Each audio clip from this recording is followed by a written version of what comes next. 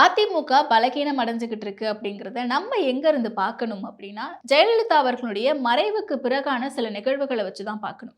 அங்கருந்து தொடங்குன விஷயம் தான் அதிமுக பலகீனம் அடைஞ்சுகிட்டு இருக்கு அப்படிங்கிறத ஒவ்வொரு காலகட்டத்திலயும் மாறி மாறி கேட்டுட்டு இருக்கோம். அந்த வகையில இரட்டை தலைமை அப்படின்னு வந்தப்ப இந்த இந்த ஒரு விஷயத்த நம்ம மிகப்பெரிய அளவுல பார்த்திருந்தோம்.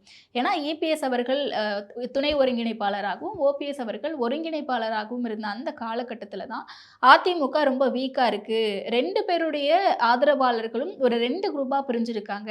இது அதிமுக அப்படிங்கிற ஒரு மாபெரும் திராவிட கட்சிக்கு ஒரு சறுக்கலா இருக்கும். அந்த கட்சி ரொம்பவே பலகீனம் அடைஞ்சிரும் அப்படின்ற பேச்சுக்கள சலசலப்பா எழுப்பப்பட்டுச்சு. அத தொடர்ந்து தான் ஒவ்வொரு காலகட்டத்துக்கும் அதிமுக இந்த இடத்துல பிளவுபட போகுதா, ரொம்ப பலகீனமா இருக்கு அப்படிங்கிறத நம்ம தொடர்ந்து பார்த்தோம். பட் அதெல்லாம் தாண்டி இன்னைக்கு இபிஎஸ் அவர்கள் அதிமுகவினுடைய பொதுச் செயலாளர் நான் தான் அப்படின்னு சொல்லி ஒரு பொதுக்குழுவ கூட்டி பல சட்ட சிக்கல்கள கடந்து வந்து இன்னைக்கு அதிமுகவ ஒற்றை தலைமையின் கீழ வழிநடத்திட்டு வந்துட்டு இருக்காரு.